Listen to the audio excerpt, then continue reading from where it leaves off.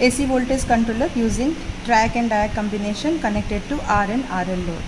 Here is the circuit diagram. You can see the supply has to be connected to the MT2 terminal of the triac, and then MT1 terminal has to be connected to one end of the rheostat. Other end of the rheostat has to be connected back to the supply again, and this differential module we are not using, so directly this CRO we are connecting to the rheostat. CRO will be connected across the rheostat, and the firing pulse we have to connect from here. This is the positive and this is the negative. Positive we have to connect to the gate, negative to MT1. So this gate has to be connected to the gate of the triac, and MT1 has to be connected to this MT1. Now let us see the kit which we are going to use. This is the kit we are going to use. Here we can see the supply. This is the positive and this is the negative.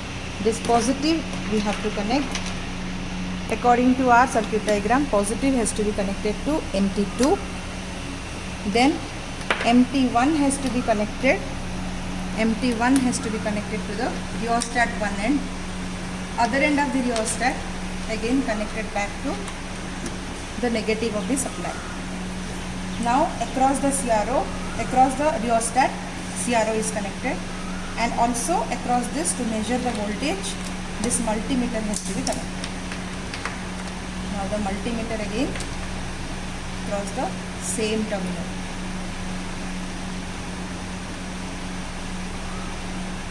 And then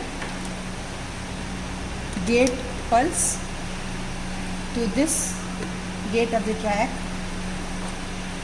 and MT1 to this negative of the gate pulse. And here is the knob to control the firing pulse. So now our complete circuit is done. Now we have to switch on.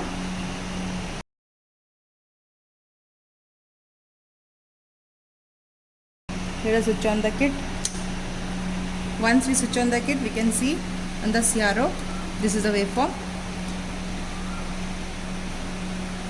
Now by controlling from this, we can see the firing angle is increasing. You can see this part is increasing, and I can increase full. Then if you want, you can decrease also.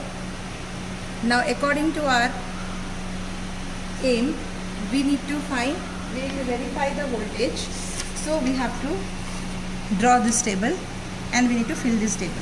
Here we have to write alpha, that is the firing angle, and this is the load voltage and the theoretical voltage. Load voltage will be measuring in the multimeter across the rheostat, and this is the theoretical value we need to find by using this formula, and we need to verify.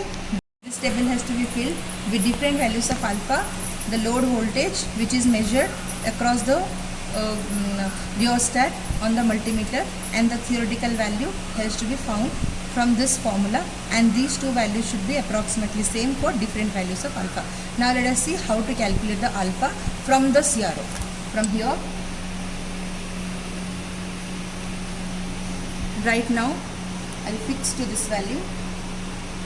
We can see here, this is the flat portion.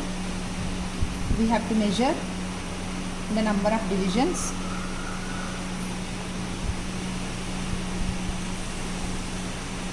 So first,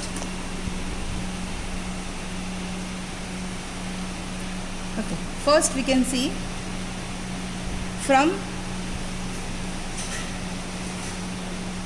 this value to this value. This is one cycle. So now for this one cycle, number of division we need to count. That is 1, 2, 3, 3.6. So for 3.6 number of division, it is 360 degree. So for one division, 360 by 3.6, and for this flat portion it is 0.6. So 0.6 number of division, 360 by 3.6 into 0.6 will be the value of alpha. And then for 60 degree alpha we got it. For this value of alpha, we have to check how much is the voltage. The voltage is 133 millivolt. 133 millivolt. Then we have to check by using this theoretical value. This VTH also has to be same. Same way for the different values of alpha. If you increase from here, the flat portion is increasing, and the number of division we can calculate, and we need to multiply with the 360 by 3.6, and we need to find the different values of alpha. And for that, the corresponding voltage from here, and VTH by using this formula we need to find and we need to verify. The same way RL load also has to be done. So for RL load, only the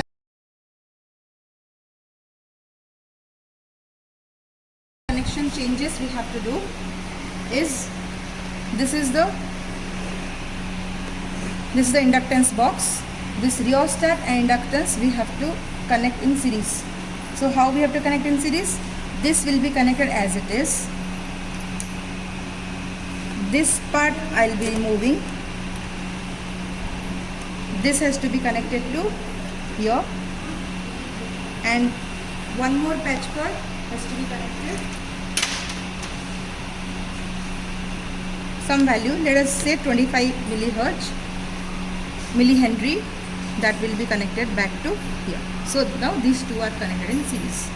Again we can see our waveform like this, and again we can increase or decrease the value of alpha from here, and the calculation will be same, and we have to fill this table.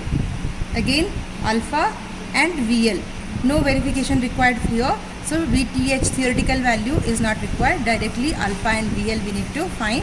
Then we have to plot the graph. This is the graph for R load, this is for RL load, and we can see as the alpha is increasing, the value of VL is decreasing. So this is the characteristic of the graph we are getting. So now R load and RL load, if you compare, then when we are merging L, that is the inductance, with R, then that time we can see the as your alpha is increasing, the value of the voltage is decreasing lesser, and here it is more. So now this comparison has to be concluded, and then the result has to be written.